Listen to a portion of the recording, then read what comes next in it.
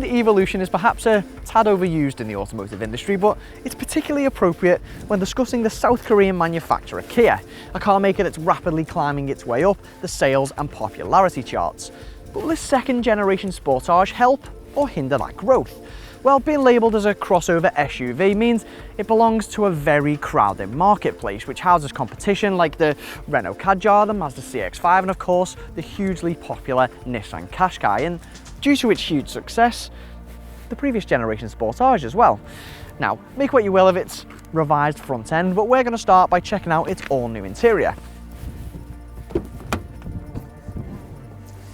As with many other SUVs aiming to offer a stylish yet hard-wearing interior, the Sportage offers a blend of different quality materials. So you've got some nice soft touch upmarket material on the dashboard, and yet as you make your way further down, you've got some cheap plastics. And if you ever sat in the Sportage's near identical twin, the Hyundai Tucson, then you'll know exactly what I mean. But regardless of these plastics, this interior is much nicer than ever before. Kit-wise, not that many people will go for the entry-level model, but if you do, you still get the likes of aircon, DAB radio, Bluetooth and cruise control.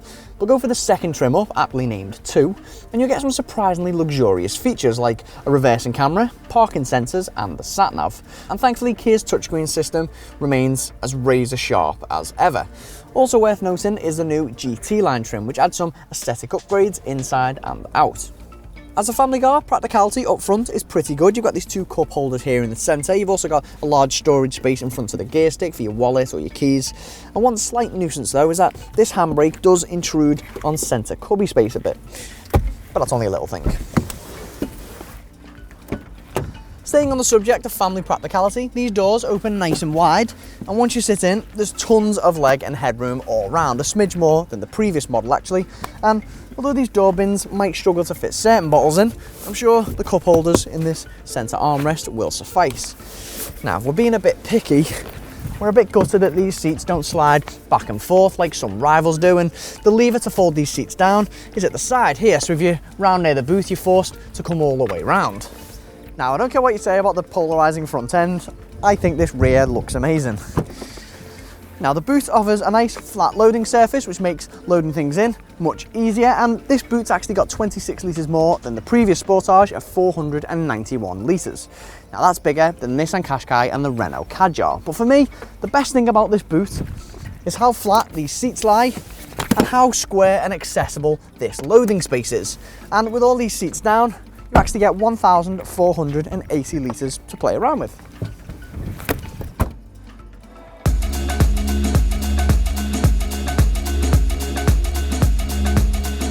So the previous generation Sportage was a little conservative in the way it drove, so much so that you felt a bit nervous when you threw challenging roads and bends its way.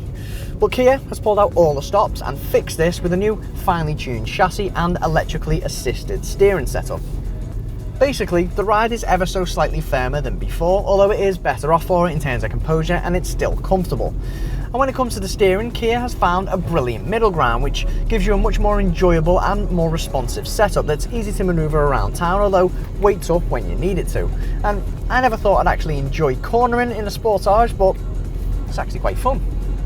You can choose to have a 1.6 litre petrol or a series of 2 litre diesels. But this 114 brake horsepower 1.7 litre diesel mated to a 6-speed manual is definitely your best bet. It's got enough power to get you out to junctions or overtake on the motorway, and yet it only emits 119 grams per kilometre of CO2, and on average you should get around 40 to 45 miles per gallon. This diesel is quite throaty when you rev it out, but it's a diesel, what do you expect? I do just want to mention a few things about visibility though. First off, you sit quite high, which is really good. It gives you a nice high riding, authoritative SUV feel to it.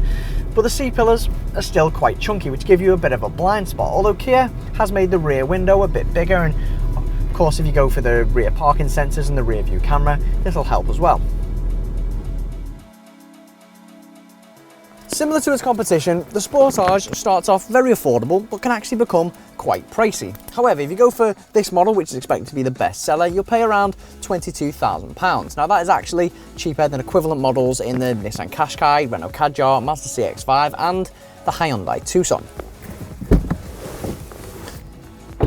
So the price may be right, but that's not the only thing the Sportage has got going for it. It's now one of the best in class to drive, it's massively upped its game in the interior, and it's also got an impressive 7-year warranty. And for those who want to stand out, its slightly quirky looks may actually just be part of the appeal. Wait for the Nissan Juke. What do you think of the Sportage? Let us know in the comments section below, and don't forget to subscribe to our YouTube channel. Click on the inquire button to find out more details about this car, or for any other models, visit carkeys.co.uk. And to watch more reviews, click one of the links on screen now.